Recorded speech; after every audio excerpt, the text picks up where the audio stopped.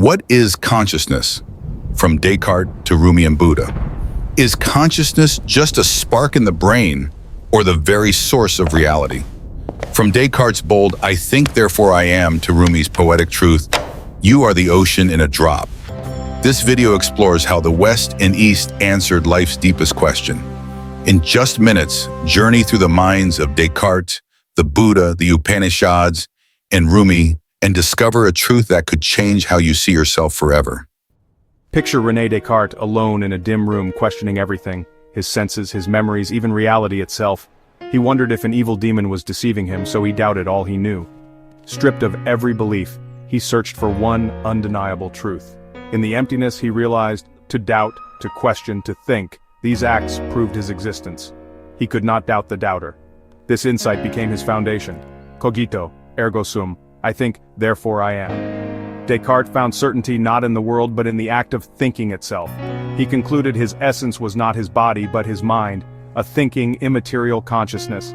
This idea revolutionized Western thought, but it also created a puzzle. If mind and body are separate, how do they interact? How does a thought move a body? Descartes gave us certainty of consciousness, but left us with the mystery of how mind and matter connect. He opened the door to understanding the self but also to deeper questions. The search for certainty led to a new kind of uncertainty. And so, the journey into the mystery of consciousness began. Now, journey to ancient India, where sages explored consciousness through meditation, not doubt. The Upanishads spoke of Atman, the individual self, and Brahman, the universal reality. Atman is the witness within, Brahman, the source of all. Their realization, tat tavam asi, you are that. Atman and Brahman are one. Your awareness is the universe's awareness. You are not a person having a conscious experience, but consciousness having a human experience. This view flips Descartes. Instead of a mind separate from body, there is a unified field of consciousness expressing as both. The real mystery isn't how mind connects to matter, but how we ever believed they were separate. The journey is not to prove we exist, but to realize the boundless nature of that existence. It's about shedding the illusion of separation. Awakening is seeing your true universal identity. Consciousness is not isolated. It is the cosmos itself, looking through your eyes. Next, we follow the Buddha, who sought not certainty, but the end of suffering. Through meditation, he observed thoughts and feelings arise and pass away. He found no permanent self, only a stream of changing experiences. The self he saw is a process, not a thing, a river, not a rock. This is anatta, no self. Consciousness is a flow, not a fixed identity. The I is a story we tell, a label on the river's surface. Descartes found certainty in the thinker. The Buddha found freedom in seeing the thinker as an illusion.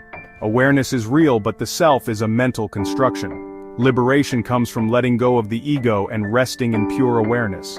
The river flows, and we are the flow, not the handful of water. Now enter the world of Rumi, the mystic poet. For Rumi, consciousness is not a puzzle but a presence to be loved, the beloved. The awareness within is the divine, not distant but intimately close.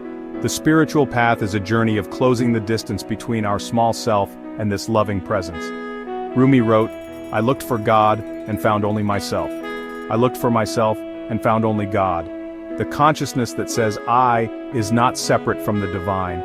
It is a spark of it. To become aware of awareness is to meet the sacred. Life is not a problem to solve, but a love affair with existence. Consciousness is not cold fact, but the universe's loving heart. Where others found certainty, unity, or emptiness, Rumi found a lover's whisper. The deepest truth is not just awareness, but loving awareness. We've heard four voices, each offering a window onto consciousness. Descartes gives us the certainty of awareness. The Upanishads expand that awareness to the cosmos.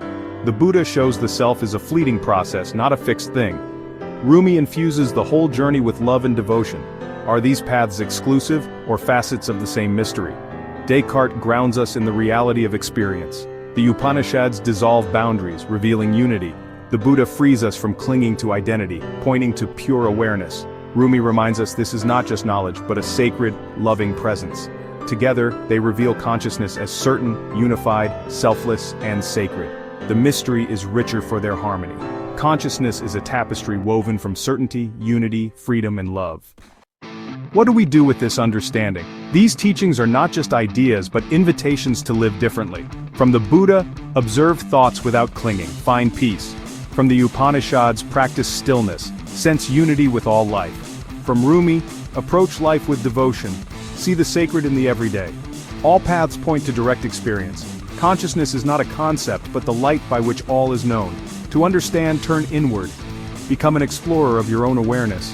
The experiment is always running. The question is, are we paying attention? In the end, consciousness is a living mystery. Certain, unified, free, and loving. It is the silent space in which these words appear, and the awareness, reading them. The answer is not explanation, but awakening. Cherish and live consciousness, fully, with every breath.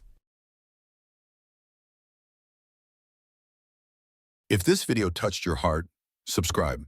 It's inspired by the timeless wisdom in the 7-book Rumi collection by Dr. Farid Mostaman. Whether you seek healing, love, clarity, or growth, these teachings will guide you inward to the truth of who you are.